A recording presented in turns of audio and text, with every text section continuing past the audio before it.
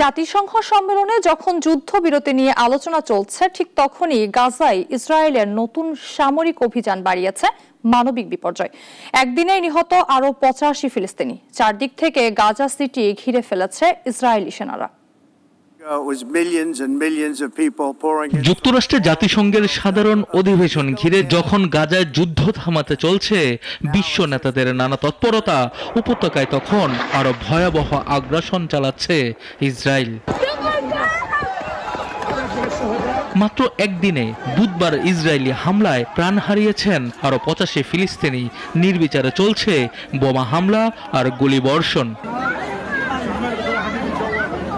জাতিসংঘ বলছে হামলার পরিধি এতই বেড়েছে যে বাস্তুচ্যুতদের মাথা গোজার সামান্য আশ্রয়ও মিলছে না। The last agreement was negated by Israel unilaterally. তবে ইসরায়েলি সেনা প্রধানের দাবি হামাসের আস্তানা লক্ষ্য করেই চলছে অভিযান।